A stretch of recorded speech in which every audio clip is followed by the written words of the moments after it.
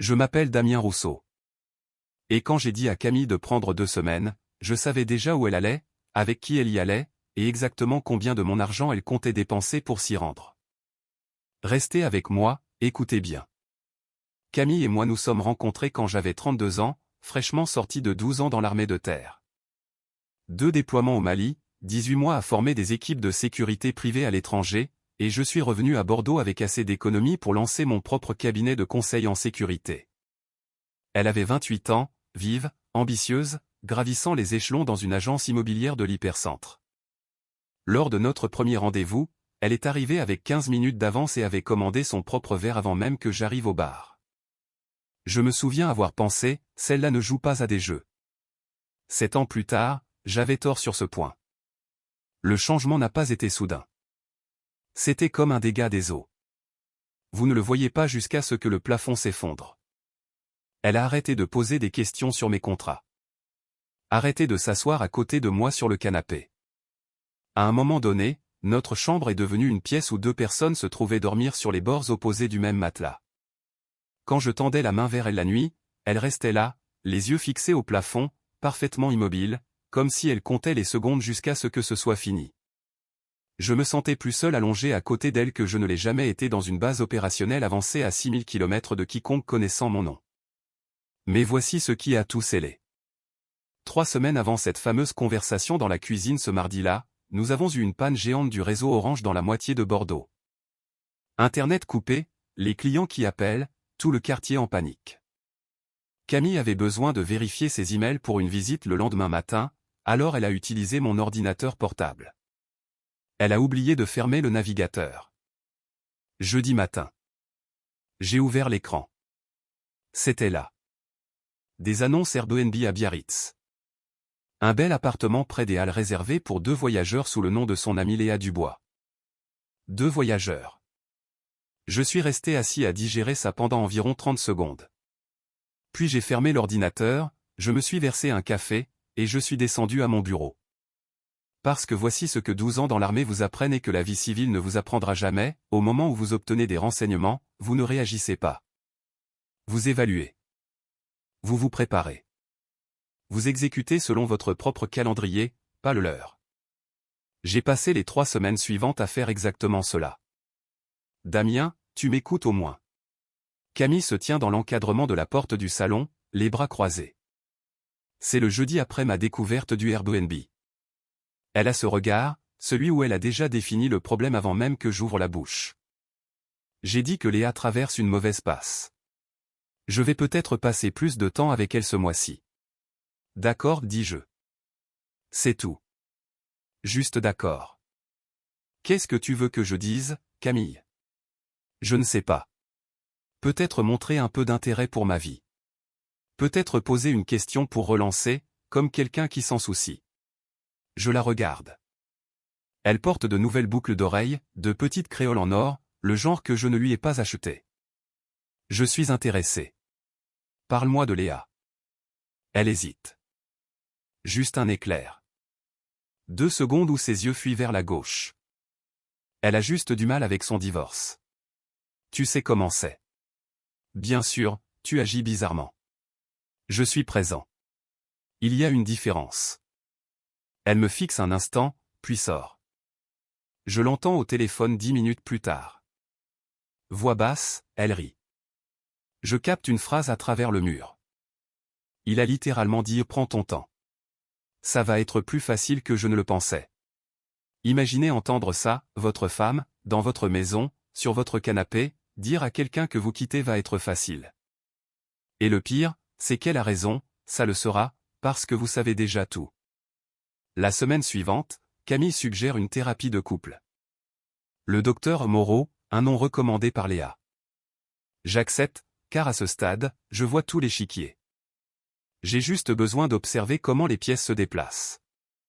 Première séance, le cabinet du docteur Moreau sur le cours Georges Clemenceau. Fauteuil en cuir, lumière tamisée, un diplôme encadré d'une école dont je n'ai jamais entendu parler. Camille commence à parler du fait de se sentir invisible et ignoré. Le docteur Moreau hoche la tête comme si elle écoutait la déclaration d'ouverture d'un procès.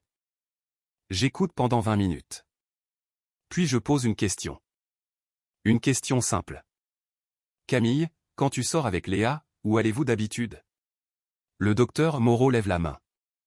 Damien, je veux faire une pause ici. Le besoin de savoir où se trouve votre femme à tout moment, cela peut être une forme de surveillance émotionnelle. C'est une façon d'exercer un contrôle par le biais de questions en apparence innocentes. Je regarde Camille. Elle hoche lentement la tête, comme si elle avait attendu toute sa vie que quelqu'un dans un fauteuil en cuir valide ce qu'elle avait déjà décidé. Donc, demander où va ma femme, c'est être dans le contrôle? Cela peut être ressenti de cette façon par la personne à qui l'on pose la question, dit le docteur Moreau. Et réserver un voyage pour deux sans le dire à son mari. Comment ça se ressent? Silence. Le visage de Camille se vide de ses couleurs. Le docteur Moreau bouge sur son siège. Je ne vois pas de quoi tu parles, dit Camille. Fluide, immédiat, zéro hésitation. C'est ça le truc avec Camille. Elle ne trébuche pas quand elle ment. Elle accélère. Il y a 3 mois, ça m'aurait fait douter de mes propres yeux. Plus maintenant. Mon erreur, dis-je, j'ai dû penser à autre chose. Le docteur Moreau s'éclaircit la gorge et redirigé vers des exercices de communication. Camille se détend. J'archive l'instant. Ce soir-là, quelque chose change. Camille rentre de la séance, et c'est la partie qui vous prend aux tripes. Elle prépare le dîner. Un magret de canard au miel, mon préféré. Elle ouvre une bouteille du Chablis que nous avions l'habitude de boire lors de nos soirées en amoureux, allume la bougie sur l'îlot central, et quand je m'assois, elle tend la main au-dessus de la table et pose la sienne sur la mienne. Je sais que j'ai été difficile, dit-elle. Sa voix est douce, prudente. La thérapie m'aide à voir ça. Je veux que l'on travaille là-dessus, Damien. Vraiment. Ses yeux sont chaleureux. Sa main est ferme. Elle ressemble exactement à la femme que j'ai épousée il y a 7 ans, celle qui est arrivée avec 15 minutes d'avance et a commandé son propre verre. Et si je ne savais pas pour le Airbnb, si je ne l'avais pas entendu rire au téléphone avec Léa, si je n'avais pas trouvé ce que j'ai trouvé la semaine suivante, j'aurais cru chaque mot. J'aurais serré sa main en retour et pensé, on va s'en sortir. Je serre sa main. Je le veux aussi. Elle sourit. Assez vrai pour vous briser le cœur. Assez vrai pour presque briser le mien. Deuxième séance de thérapie. Le mardi suivant, le docteur Moreau demande comment s'est passée la semaine. Camille dit que le dîner a été une révélation. Elle cherche ma main pendant la séance. Le docteur Moreau rayonne. C'est un réel progrès. Damien, qu'est-ce que ça fait de voir Camille prendre l'initiative ainsi? Ça fait du bien. Camille, qu'est-ce qui a motivé ce dîner? J'ai réalisé que je ne lui montrais plus que je tenais à lui, que j'étais tellement absorbé par mes propres frustrations que j'avais oublié de nourrir ce que nous avons. Des mots magnifiques. Une prestation parfaite. J'applaudis presque. Puis le docteur Moreau se tourne vers moi. Damien, je veux aborder un point. Lors de la dernière séance, vous avez fait un commentaire à propos d'un voyage. Camille s'est sentie prise au dépourvu. Pouvez-vous comprendre que soulever des soupçons non vérifiés dans un espace sécurisant puisse détruire la confiance? Absolument. Donc, nous sommes d'accord. La thérapie sert à exprimer des sentiments, pas à présenter des accusations. Ça ne se reproduira plus. Les épaules de Camille retombent. Soulagement. Elle pense avoir gagné cette manche. Je la lui laisse, car le principe quand on monte un dossier, c'est de ne pas abattre ses cartes dans le tribunal de quelqu'un d'autre. Mercredi, après la deuxième séance, le téléphone de Camille sonne pendant le dîner. Elle jette un œil à l'écran, s'excuse, prend l'appel dans le couloir. J'entends sa voix devenir tendue, défensive. Maman, je t'ai dit qu'on va bien. On est en thérapie. Non, il ne l'est pas. Il a été génial, en fait. Parce que je n'ai pas besoin de t'expliquer mon mariage à chaque fois que tu appelles. Elle revient à la table, pose le téléphone. Tout va bien? Ma mère. Elle pense que chaque mariage a besoin de son opinion. Elle a appelé pour demander si tu étais toujours aussi froid. Je suis froid.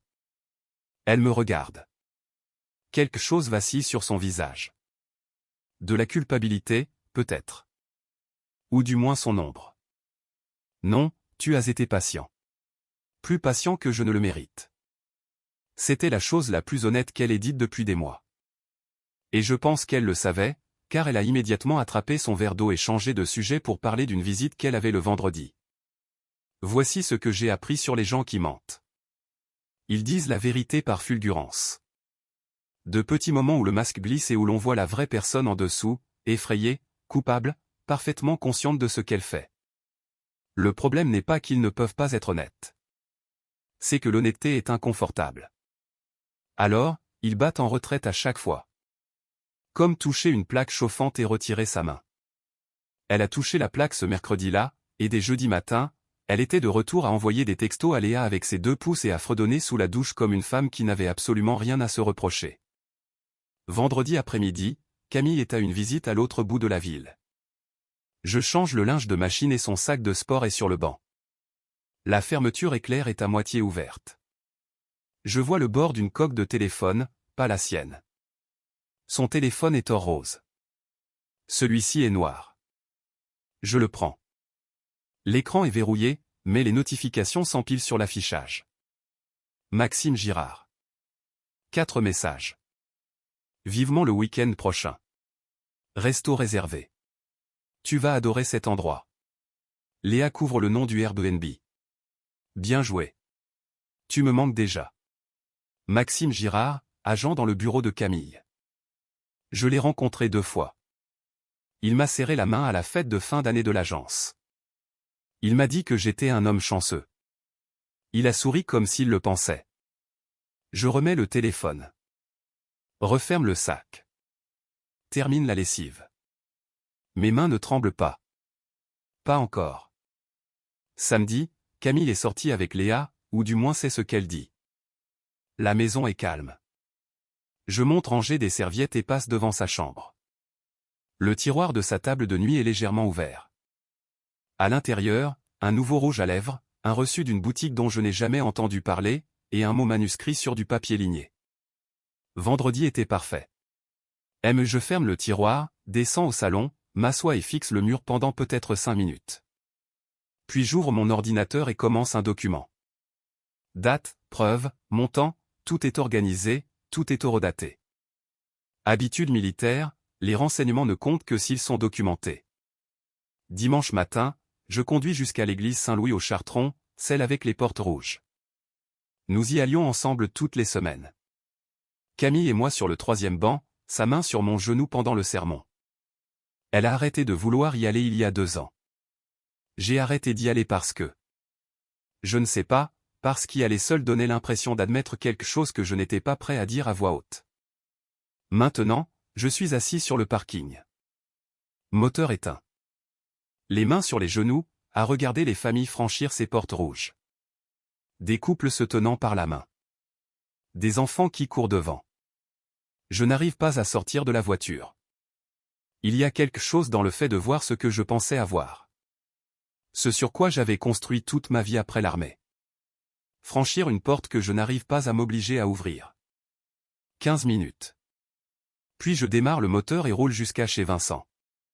Le garage de Vincent sent la sueur de bois et l'huile de moteur. Nous avons servi ensemble sur 3 déploiements, plus de mauvaises nuits qu'aucun de nous ne compte plus. Son espace n'est fait que d'établis et d'outils électriques, un mini-frigo avec des 1664 bien fraîches, une télé accrochée dans le coin qui diffuse les meilleurs moments d'Antoine Dupont qu'aucun de nous ne regarde. Je prends un morceau de chaîne et commence à poncer. Des cercles lents. Ce rythme est la seule chose qui a du sens en ce moment. Vincent me tend une bière. Il ne pose pas de questions. Il n'en a pas besoin. 20 minutes de ponçage et de silence avant que je m'arrête. Elle n'avait pas besoin d'une semaine loin de moi. Elle avait besoin de voir si elle pouvait trouver mieux. Et elle avait besoin de mon argent pour le découvrir. Vincent prend une longue gorgée de sa bouteille. La repose doucement. De quoi as-tu besoin? D'un avocat qui ne facture pas sa compassion à l'heure. Maître Marc Delorme a géré la situation de notre pote Kevin l'année dernière. Discret, minutieux, impitoyable quand il le faut. Il écrit le numéro au dos d'un ticket de caisse et le fait glisser sur l'établi. Lundi matin, le bureau de Maître Delorme, sur la place des Quinconces. Il a la soixantaine, élégant, les tempes grises, il parle comme un homme qui a entendu toutes les versions de mon histoire et qui la prend quand même au sérieux. La maison, à quel nom? Ama SCI. Je l'ai achetée via ma société avant notre mariage. Compte joint. Un compte courant, un livret d'épargne, les deux joints. Bloquer la carte de crédit aujourd'hui. Pas les comptes. Ça fait vindicatif devant un juge, mais la carte quel compte utiliser à Biarritz? Bloquez-la. Peut-elle prétendre que je la contrôle financièrement? Delorme se penche en arrière. Elle peut prétendre ce qu'elle veut, mais un juge regarde qui a bâti le patrimoine, qui a payé le crédit pendant 7 ans, et qui a réservé une escapade romantique avec quelqu'un d'autre sur la ligne de crédit de son mari. Les mathématiques ont tendance à parler d'elles-mêmes. Je bloque la carte cet après-midi-là. Camille ne remarque rien. Elle est trop occupée à planifier son voyage, à envoyer des textos à Léa à propos de ses tenues, à vérifier les avis sur les restaurants à Biarritz. Ce même soir, elle essaie encore, descend dans le bureau où je travaille, se tient dans l'embrasure de la porte. Et, je me disais que ce week-end, on pourrait aller à cette guinguette sur les bords de Garonne. Celle avec le burger au canard que tu aimes. Je ne peux pas. Intégration d'un nouveau client. Tu travailles beaucoup en ce moment. C'est vrai, Camille. Elle entre, s'appuie contre le cadre de la porte. On va bien, nous deux? J'ai l'impression que tu t'éloignes.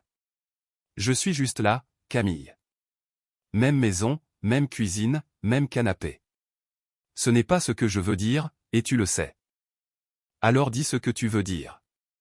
Elle ouvre la bouche, la referme, secoue la tête. Laisse tomber. Oublie que j'ai demandé. Elle monte à l'étage. J'entends la porte de la chambre se fermer, et je réalise quelque chose. Elle sent la distance.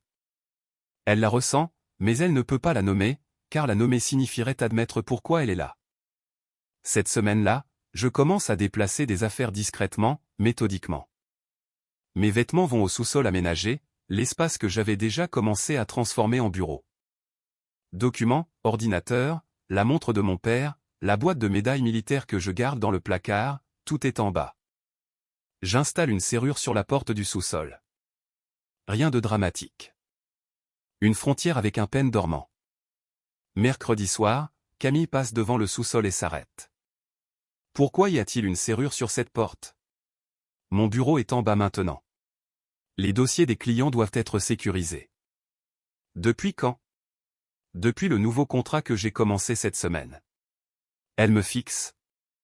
Je la vois calculer. Est-ce que ça a un rapport avec elle? Est-il méfiant? Mais je soutiens son regard et mon visage ne trahit rien. 12 ans de discipline militaire font que mon visage ne trahit rien à moins que je ne le décide. Peu importe, dit-elle. Et elle retourne sur son téléphone, tapant vite, souriant à l'écran. Jeudi soir, 2 jours avant son départ. C'est la partie que je veux que vous entendiez. Je lis sur le canapé. Camille entre, s'assoit à côté de moi. Proche. Plus proche qu'elle ne l'a été depuis des mois. Elle me prend le livre des mains, le pose sur la table basse. Et, dit-elle doucement. Viens là. Elle se penche vers moi, pose sa tête sur mon épaule. Son bras s'enroule autour du mien. Nous ne nous sommes pas touchés comme ça depuis. Je ne me souviens honnêtement pas de quand ça date. Tu vas me manquer, murmure-t-elle. Je sais que ce temps séparé va être dur, mais je pense vraiment que ça nous fera du bien. On a besoin de remettre les compteurs à zéro. Et quand je reviendrai, je veux que les choses soient différentes, meilleures. Ses cheveux sentent la noix de coco et la vanille. Le même shampoing qu'elle utilise depuis le jour où je l'ai rencontrée. Et pendant 10 secondes, peut-être 15, je suis de retour à notre 2e année. L'année où elle s'endormait sur mon torse en regardant de mauvais films. L'année où elle m'envoyait des textos à midi sans raison. L'année où je suis rentré d'un dîner client et l'ai trouvée endormie sur le canapé avec un mot sur la table basse, je t'ai attendu, j'ai abandonné, je t'aime quand même. Puis son téléphone vibre contre ma jambe. Elle le sort, incline l'écran pour le cacher, tape quelque chose de rapide avec son pouce. C'est qui? Léa qui confirme des trucs pour la location, c'est tout.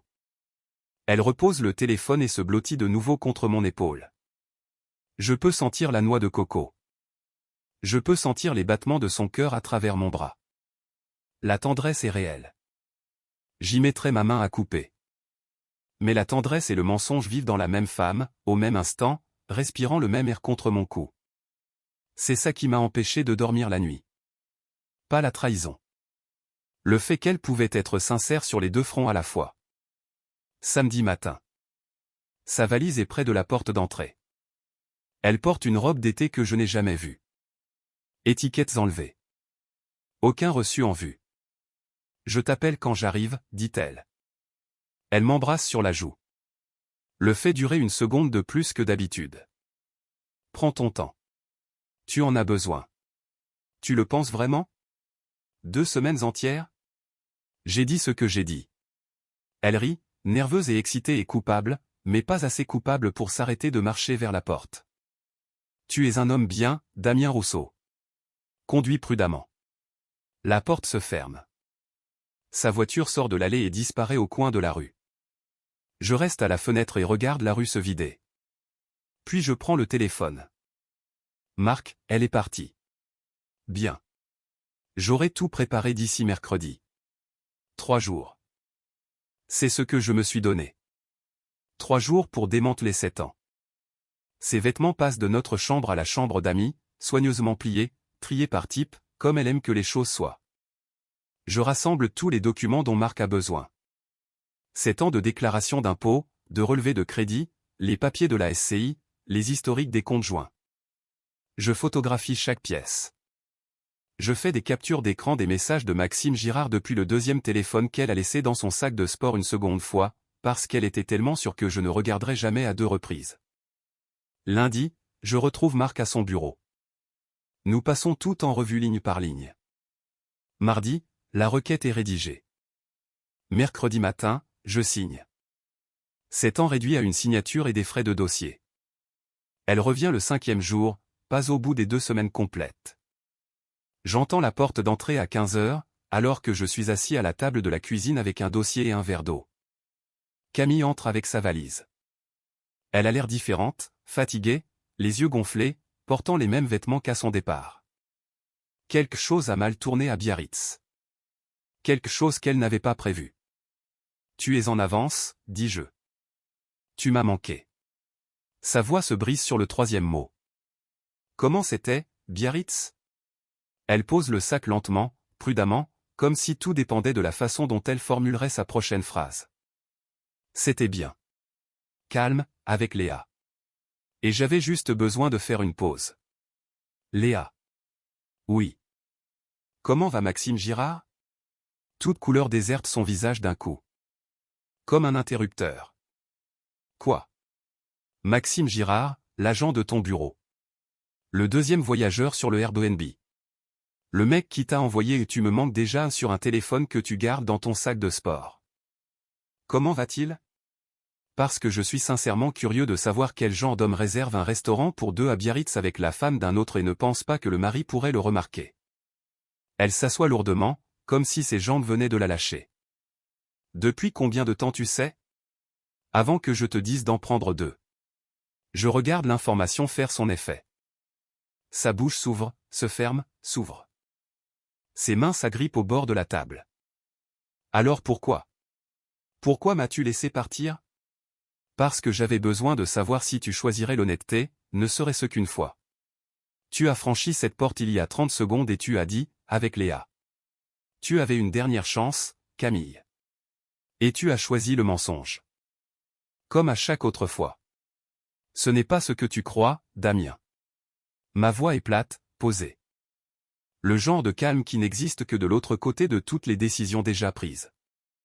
J'ai trouvé le 2e téléphone. J'ai lu les messages. Je me suis assis dans le bureau du docteur Moreau et j'ai écouté une inconnue qualifier mes questions de surveillance émotionnelle pendant que tu hochais la tête comme si tu venais de gagner un procès.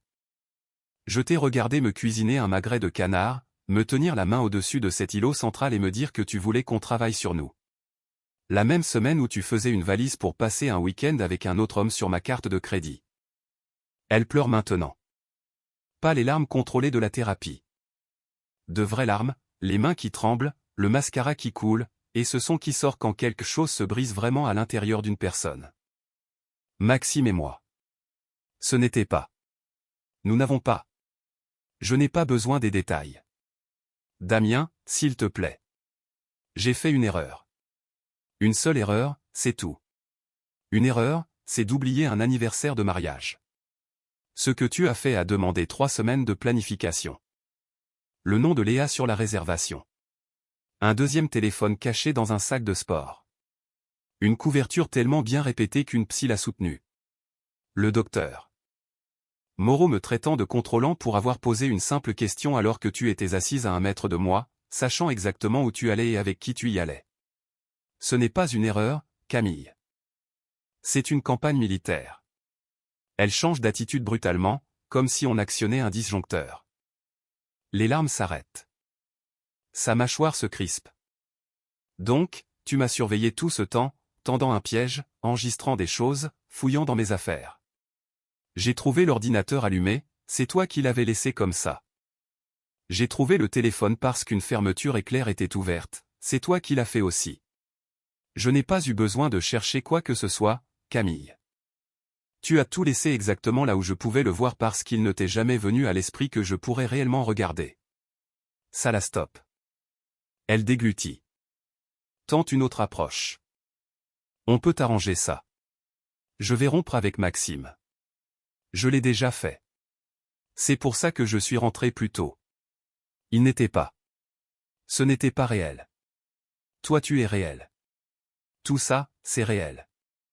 Tu es rentré le 5e jour parce que quelque chose a mal tourné avec Maxime, pas parce que je te manquais. C'est le filet de sécurité qui t'a manqué. Ce n'est pas juste. Tu as raison. Rien de tout cela n'est juste. Surtout la partie où tu as dit à une psy que mon inquiétude était de la surveillance pendant que tu avais un téléphone secret dans ton sac de sport. Je pousse le dossier de l'autre côté de la table. Elle l'ouvre à 2 mains. Requête en divorce. Séparation des biens. L'acte de propriété de la maison est au nom de la SCI, ça a toujours été le cas. Chaque compte joint documenté jusqu'au dernier retrait. Propre, organisé, minutieux. Tu voulais de l'espace, dis-je. Le voilà, en intégralité. Tu ne peux pas faire ça, Damien. Tu ne peux pas juste. C'est fait. Marc Delorme l'a déposé mercredi. La maison appartient à la société. La carte de crédit est bloquée. Et ses retraits en espèces des 6 dernières semaines, chacun d'entre eux est documenté. Je vais me battre.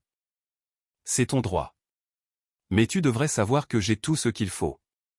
Un juge verra tout, y compris le fait que le docteur Moreau est qualifié de simple question sur tes allées et venues de surveillance émotionnelle, 2 semaines avant que tu ne quittes la ville avec un autre homme. Camille me fixe, et pour la première fois depuis ce qui semble être des années, il n'y a plus rien derrière ses yeux. Plus de répliques répétées, plus de prochains coups, plus de portes de sortie prêtes en coulisses. Juste une femme assise à la table de la cuisine d'une maison qu'elle n'a pas payée. Réalisant que l'homme qu'elle prenait pour acquis est déjà parti. Je ne pensais pas que tu le ferais vraiment, murmure-t-elle. Je ne pensais pas que tu partirais. Je sais, c'est bien là tout le problème. Le silence. Le genre de silence qui a du poids. Vous le sentez dans vos côtes, dans l'air entre 2 personnes qui formaient autrefois un tout et qui sont maintenant 2 choses séparées pour toujours. Je me lève, décroche ma veste du crochet près de la porte. Où vas-tu?